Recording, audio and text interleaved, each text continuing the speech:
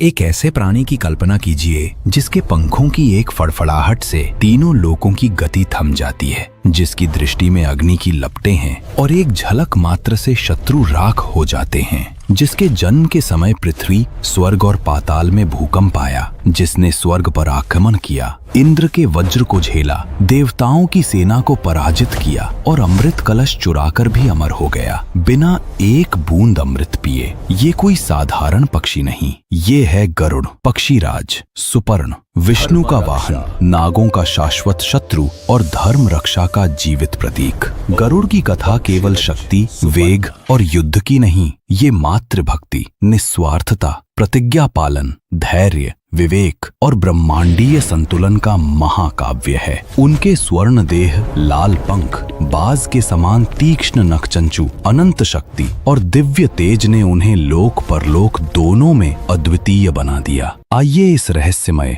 रोमांचक और दिव्य कथा की गहराइयों में उतरें, जहां हर मोड़ पर आश्चर्य, हर पल में संघर्ष और हर निर्णय में धर्म का संदेश है। ये कथा कलयुग से बहुत पहले, सतयुग या त्रेता युग के प्रारंभ में सप्तर्षियों में से एक महान कश्यप ऋषि से शुरू होती है। कश्यप प्रजापति दक्ष के पुत्र थे और संपूर्ण सृष्टि में जीवन प्रसार के लिए जिम्मेदार थे। कश्यप की अनेक पत्नियां थीं। उनमें से अदिति देवताओं की माता, दिति दैत्यों की माता, दनु दानवों की माता, कद्रु नागों की माता, विंता पक्षियों की माता और अन्य। कश्यप संतान की इच्छा रखते थे और इस उद्देश्य से उन्होंने एक भव्य यज्ञ का आयोजन किया। ये यज्ञ अत्यंत विशाल और महत्वपूर्ण था। सभी देवता, ऋषि, गंधर्व और दिव्य शक्तियां आमंत्रित थीं। यज्ञ के लिए विशाल मात्रा में समिधा, काष्ठ और लकड़ी की आवश्यकता थी, क्योंकि यज्ञ अग्नि को निरंतर जलाए रखना आवश्यक था।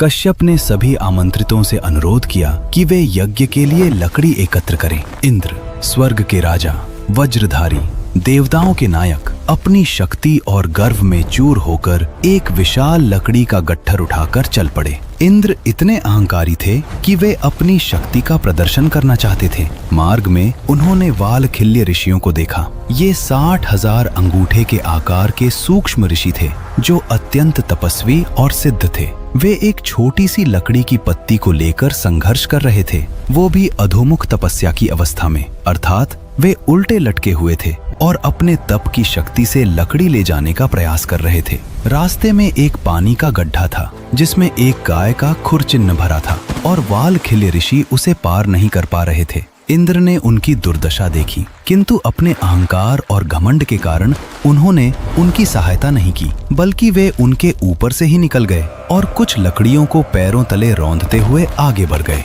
ये अपमान वालखिल्य ऋषियों के लिए असह्य था। वालखिल्यों ने तुरंत एक नए, अधिक शक्तिशाली इंद्र की सृष्टि के लिए यज्ञ आरंभ किया। उनका संकल्प था एक ऐसा इंद्र जो वर्तमान इंद्र से अनंत गुना अधिक बलवान, तेजस्वी, न्यायप्रिय और विनम्र होगा, जो देवताओं और ऋषियों का सम्मान करेगा। वालखिल्य ऋषि अत्यंत सिद्ध थे। वे जो ठान ले वो पूर्ण कर सकते थे। इंद्र भयभीत हो गए। इंद्र ने तुरंत कश्यप के पास जाकर विनती की और क्षमा मांगी। कश्यप ने वालखिल्यों को समझाया और एक मध्य मार्ग प्रस्तुत किया। इंद्र का अपराध क्षमा करें, हमारा संकल्प नहीं रुकेगा।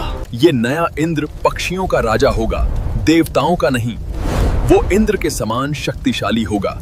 वालखिल्य ऋषि सहमत हो गए और उन्होंने आशीर्वाद दिया कि ये दिव्य संतान कश्यप की पत्नी विंता के गर्भ से उत्पन्न होगी। एक ऐसा पक्षी जो इंद्र के समान शक्तिशाली, स्वाधीन, निर्भीक और धर्म रक्षक होगा। कश्यप की 2 पत्नियां थीं, कद्रु और विंता, दोनों दक्ष प्रजापति की पुत्रियां और परस्पर बहनें। एक दिन यज्ञ के बाद कश्यप ने दोनों से पूछा कि वे किस प्रकार की संतान चाहती हैं। कद्रु ने कहा, मुझे 1000 नागपुत्र चाहिए, जो शक्तिशाली, विषधर और अमर हों। मुझे केवल 2 पुत्र चाहिए, किंतु वे इतने शक्तिशाली हों कि कद्रु के समस्त पुत्रों के बराबर हों। कश्यप ने दोनों को आशीर्वाद दिया और ध्यान के लिए वन चले गए। कालांतर में कद्रु ने 1000 अंडे दिए और विंता ने 2। दोनों ने उन्हें गर्म, आर्द्र स्थान पर रखा और 500 वर्षों तक प्रतीक्षा की। 500 वर्षों के बाद कद्रु के अंडों से एक एक करके 1000 नाग निकले। वासुकी, तक्षक, शेषनाग, कालिया और अन्य सभी महानाग। किंतु विंता अधीर हो गई। उसे लगा कि उसके अंडे कभी नहीं फूटेंगे। उसने एक अंडा तोड़ दिया। उसमें से अरुण निकला। वो आधा विकसित था। उसका निचला शरीर अविकसित था। अरुण प्रातःकालीन सूर्य के समान लाल था, किंतु मध्याह्न सूर्य जितना तेजस्वी नहीं। अरुण ने अपनी माता को शाप दिया, माँ, तुमने मुझे अधूरा जन्म दिया। इसके फलस्वरूप तुम 500 वर्षों तक कद्रू की दासी बनोगी, जब तक तुम्हारा दूसरा पुत्र तुम्हें मुक्त नहीं करेगा। यदि तुम दूसरे अंडे में धैर्य रखोगी तो तुम्हारा दूसरा पुत्र ब्रह्मांड का सबसे शक्तिशाली प्राणी होगा। ये कहकर अरुण सूर्यदेव का सारथी बनने स्वर्ग चला गया। आज भी सूर्योदय के समय जो लाल रंग दिखाई देता है वो अरुण की उपस्थिति है। विंता ने धैर्य रखा और दूसरे अंडे की प्रतीक्षा की। इसी बीच एक दिन कद्रू और विंता दोनों बगीचे में घूम रही थी। उन्होंने दूर से एक श्वेत अश्व को देखा जो आकाश में दौड़ रहा था। ये उच्चई श्रवा था, समुद्र मंथन से उत्पन्न दिव्य अश्व जो अत्यंत तेज और सुंदर था। कद्रू ने कहा, उस घोड़े की पूंछ काली है। विंता ने कहा, नहीं, वो पूर्णतः श्वेत है। कद्रू ने दांव लगाया। पूंछ काली है। मैं कहती हूँ उसकी पूंछ काली है। यदि पूंछ काली है तो तुम 500 वर्षों तक मेरी दासी बनोगी। यदि श्वेत है तो मैं तुम्हारी दासी बनूंगी। विंता सहमत हो गई। उसे विश्वास था कि वो घोड़ा पूर्णतः श्वेत है। किंतु कद्रू ने छल किया। उसने रात में अपने नाग पुत्रों को बुलाया और आदेश दिया, सुबह तुम सभी उस घोड़े की पूंछ में काले रंग के धागे की तरह लिपट जाना ताकि वो काली दिखे। नागों ने मना किया, ये छल है, धर्म विरुद्ध है। किंतु कद्रू ने उन्हें शाप देने की धमकी दी। अंततः कुछ नागों ने उसका आदेश मान लिया। अगले दिन जब दोनों ने घोड़े को देखा तो उसकी पूंछ काली दिख रही थी। विंता हार गई और कद्रू की दासी बन गई। ये अन्याय और छल की शुरुआत थी, एक ऐसा अन्याय जो गरुड़ के जन्म का कारण बना। अंततः 500 वर्षों के पश्चात विंता का दूसरा अंडा फूटा और जिस क्षण वो टूटा उससे एक ऐसा अद्भुत चौंधियाने वाला तेज प्रकट हुआ कि तीनों लोक प्रकाशित हो गए। सूर्य की तरह दीप्तिमान, अग्नि की तरह तेजस्वी, स्वर्ण की तरह चमकता हुआ गरुड़ का जन्म हुआ। गरुड़ का रूप अद्भुत था। संपूर्ण शरीर सुनहरा, मानो पिघले हुए स्वर्ण से ढाला गया हो। विशाल, शक्तिशाली, प्रज्वलित लाल पंख जो सैकड़ों योजन तक फैले थे। बाज, चंचू और नख तीक्ष्ण, वज्र से भी कठोर जो किसी भी अस्त्र शस्त्र को काट सकते थे। आंखों में अग्नि की लपटें थीं जो केवल दृष्टि से शत्रु को भस्म कर सकती थी। ऊपरी शरीर मानव समान, निचला शरीर पक्षी समान। ये दिव्य संयोजन था। जिस क्षण गरुड़ ने जन्म लिया वो तत्काल अपार आकार में बढ़ गया। उसकी चहचहाहट से दिशाएं हिल गई, पंखों की फड़फड़ाहट से तूफान उठा, पृथ्वी कांप गई और आकाश फट गया और पाताल में नाग भयभीत हो गए। ऋषियों ने सोचा, ये कोई साधारण पक्षी नहीं, ये अग्नि का अवतार है, सूर्य का पुत्र है या कोई दिव्य शक्ति है। देवता भयभीत हो गए और उन्होंने ब्रह्मा जी से पूछा कि ये क्या है। ब्रह्मा जी ने कहा, ये गरुड़ है, कश्यप और विनता का पुत्र, वालखिल्य ऋषियों का आशीर्वाद, पक्षियों का राजा और भविष्य में विष्णु का वाहन। ये अद्वितीय है, इसकी शक्ति असीम है, इसका वेग अतुल है और इसकी नियति महान है। गरुड़ ने अपनी माता विनता से पूछा, आप इस दुर्दशा में क्यों हैं? आप किसी की दासी क्यों हैं? विनता ने पूरा वृत्तांत सुनाया। कद्रू का छल, नागों की धूर्तता, दांव की हार और 500 वर्षों की दास्ता। गरुड़ का हृदय क्रोध, पीड़ा और दृढ़ संकल्प से भर गया। गरुड़ ने नागों से पूछा, मेरी माता की मुक्ति का मूल्य क्या होगा? नागों ने उत्तर दिया, स्वर्ग से अमृत कलश लाओ। ये कोई साधारण कार्य नहीं था। ये देवताओं की व्यवस्था को चुनौती, इंद्र के वज्र से युद्ध, स्वर्ग की सुरक्षा व्यवस्था को तोड़ना और ब्रह्मांडीय नियमों के साथ प्रतिस्पर्धा था। किंतु गरुड़ के लिए ये असंभव नहीं था। गरुड़ ने प्रतिज्ञा की, मैं अमृत लाऊंगा और अपनी माता को मुक्त करूंगा। गरुड़ ने अमृत यात्रा के लिए प्रस्थान किया। विनता ने उसे आशीर्वाद दिया, तुम्हें भूख लगेगी, जो भी मार्ग में मिले उसे भक्षण कर सकते हो, पशु, राक्षस, दैत्य, मनुष्य, किंतु कभी भी ब्राह्मण को मत छूना। ब्राह्मण ज्ञान, पवित्रता और धर्म के प्रतीक हैं। उन्हें भक्षण करना महान पाप है। गरुड़ ने माता की आज्ञा स्वीकार की। पहले गरुड़ ने एक द्वीप पर निषाद मछुआरों की एक जाति का भक्षण किया। ये लोग कठोर, हिंसक और धर्म विरुद्ध थे, इसलिए गरुड़ ने उन्हें खा लिया। किंतु उसकी भूख शांत नहीं हुई। इसके बाद गरुड़ ने एक विशाल और प्रतिशोधी हाथी और कछुए की जोड़ी का शिकार किया। ये दोनों अत्यंत विशाल थे। हाथी सैकड़ों हाथ लंबा और कछुआ विशाल झील के समान। ये दोनों परस्पर शत्रु थे और लड़ रहे थे। गरुड़ ने दोनों को अपने पंजों में पकड़ लिया और हाथी कछुए को भक्षण किया। अब वो स्वर्ग की ओर बढ़ा, पूर्ण शक्ति, संकल्प और आशीर्वाद के साथ। जैसे ही गरुड़ स्वर्ग की ओर बढ़ा, आकाश में अशुभ संकेत प्रकट होने लगे। देवता भयभीत हो गए। उन्होंने अपने गुरु बृहस्पति से पूछा, ये क्या हो रहा है? क्या कोई महान आपदा आने वाली है? बृहस्पति ने कहा, ये गरुड़ है, महान पक्षी, विंता और कश्यप का पुत्र, वालखिल्य ऋषियों का आशीर्वाद। वो अपराजेय है, उसकी शक्ति असीम है, उसका वेग अतुल है और अमृत की सुरक्षा को दोगुनी करनी चाहिए। इंद्र ने तुरंत देवताओं को एकत्रित किया। उन्होंने अमृत के चारों ओर सुरक्षा व्यवस्था कड़ी कर दी। देवताओं ने शक्तिशाली शस्त्र धारण किए, जिन्हें असुर भी नहीं झेल सकते थे। गरुड़ स्वर्ग के द्वार पर पहुंचा। उसका विशाल रूप देखकर देवता सिहर गए। गरुड़ का आकार इतना विशाल था कि उसकी परछाई स्वर्ग को ढक देती थी। सबसे पहले स्वर्ग के वास्तुकार और शिल्पी विश्वकर्मा ने उसे चुनौती दी। गरुड़ ने एक ही वार में उसे परास्त कर दिया। इसके बाद गरुड़ ने अपने पंखों को तीव्रता से फड़फड़ाया और एक विशाल धूल का बादल उत्पन्न किया। ये धूल इतनी घनी थी कि देवताओं की आंखें अंधी हो गईं। वे कुछ भी देख नहीं पा रहे थे। इंद्र ने वायुदेव को बुलाया और कहा, हे वायुदेव, कृपया इस धूल को हटा दें। वायु ने अपनी शक्ति से आकाश को साफ किया, किंतु तब तक गरुड़ ने देवताओं को पराजित करना शुरू कर दिया था। गरुड़ का रूप इतना भयावह था कि उसके नख से देवता फट जाते थे, उसकी चोंच से टूट जाते थे, उसके पंजों से कट जाते थे। गरुड़ ने स्वर्ग की संपूर्ण सेना को पराजित कर दिया। किसी भी देवता में गरुड़ का सामना करने की शक्ति नहीं थी। अंततः गरुड़ उस कक्ष में पहुंचा जहां अमृत सुरक्षित रखा था, किंतु अमृत तक पहुंचना अभी भी असंभव था। 3 घातक बाधाएं थीं।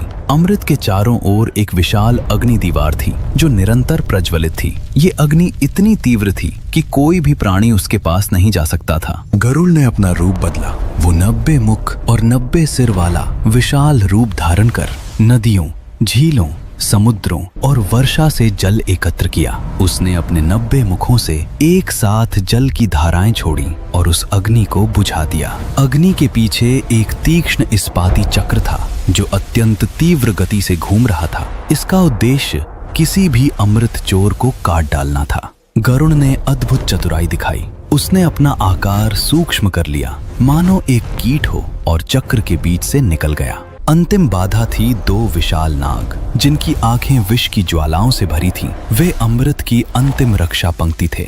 गरुड़ ने अपने पंखों से धूल उड़ाकर नागों को अंधा कर दिया। फिर उसने एक ही वार में उनके सिर काट दिए। मार्ग अब पूर्णतः स्वच्छ था। गरुड़ ने अमृत कलश उठा लिया। इसी क्षण भगवान विष्णु प्रकट हुए। वे गरुड़ की अपार शक्ति, निस्वार्थता, मातृभक्ति और दृढ़ संकल्प से अत्यंत प्रभावित थे। भगवान विष्णु ने कहा, गरुड़, तुमने स्वर्ग को पराजित किया, अग्नि को बुझाया, चक्र को पार किया और नागों को मारा, किंतु तुमने अमृत को स्पर्श तक नहीं किया। ये असाधारण है। मांगो, तुम्हें क्या चाहिए? गरुड़ ने 3 वरदान मांगे। हे प्रभु, मुझे अमरता चाहिए, किंतु मैं अमृत नहीं पीना चाहता। मुझे जीवन में कभी भी रोग न हो। मैं सदा आपके ध्वज पर, आपके ऊपर रहूं। विष्णु ने सहर्ष स्वीकार किया। उन्होंने गरुड़ को अमरता प्रदान की, बिना अमृत के। ये ब्रह्मांड का एकमात्र उदाहरण है जहां कोई प्राणी बिना अमृत पिए अमर हुआ। हे प्रभु, मैं आपका वाहन बनने का सम्मान चाहता हूँ। विष्णु ने स्वीकार किया। इस प्रकार गरुड़ विष्णु का दिव्य वाहन और ध्वज बना, धर्म रक्षा का चिरस्थायी प्रतीक। गरुड़ अमृत कलश लेकर पृथ्वी की ओर उड़ा। मार्ग में इंद्र ने उसे रोका। इंद्र ने कहा, गरुड़, तुम स्वर्ग का अमृत नहीं ले जा सकते। गरुड़ ने उत्तर दिया, इंद्र, मैं अपनी माता की मुक्ति के लिए ये ला रहा हूँ। यदि तुम रोकना चाहते हो तो रोको। इंद्र ने वज्र से प्रहार किया, किंतु वज्र गरुड़ को कोई हानि नहीं पहुंचा सका। वो केवल एक पंख को छू गया। गरुड़ ने इंद्र का सम्मान किया क्योंकि वज्र महान ऋषि दधीची की हड्डियों से बना था और दधीची ने अपना शरीर त्याग कर देवताओं की सहायता की थी। गरुड़ ने सम्मान पूर्वक एक पंख गिरा दिया। इंद्र अचंभित हुए। उन्होंने पूछा, तुम इतने शक्तिशाली हो, फिर भी तुमने अमृत पिया नहीं, क्यों? गरुड़ ने उत्तर दिया, मैं केवल अपनी माता की मुक्ति के लिए ये ला रहा हूँ। नागों को अमृत मिलना उचित नहीं है, किंतु मैं अपनी प्रतिज्ञा से बंधा हूँ। इंद्र और गरुड़ ने एक योजना बनाई। गरुड़ अमृत नागों के सामने रखेगा। गरुड़ नागों से कहेगा कि पहले स्नान करके शुद्ध हो जाएं। जब नाग स्नान करने जाएंगे, इंद्र या उनका पुत्र जयंत अमृत वापस ले लेगा। दोनों ने परस्पर सम्मान और मित्रता स्थापित की। गरुड़ पृथ्वी पर लौटा और अमृत कलश नागों के सामने रख दिया। गरुड़ ने कहा, ये रहा अमृत, किंतु पहले स्नान कर शुद्ध हो जाओ, फिर इसे ग्रहण करना। नाग स्नान के लिए चले गए। इसी बीच जयंत आया और अमृत कलश वापस स्वर्ग ले गया। जब नाग लौटे तो कलश गायब था। वे निराश होकर उस स्थान को चाटने लगे जहां अमृत रखा था, किंतु वहां दर्भकुश की नुकीली घास थी। घास की तीक्ष्णता से नागों की जीभें दो भागों में कट गईं। इस प्रकार नागों की जीभ द्विभाजित हो गई। इसके साथ ही नागों को त्वचा त्याग केंचुल की क्षमता मिली। ये अमृत की एक बूंद का प्रभाव था। विंता मुक्त हो गई। समय बीतता गया और एक दिन वही गरुड़ जो आकाश के सम्राट थे, भगवान विष्णु के सामने खड़े थे।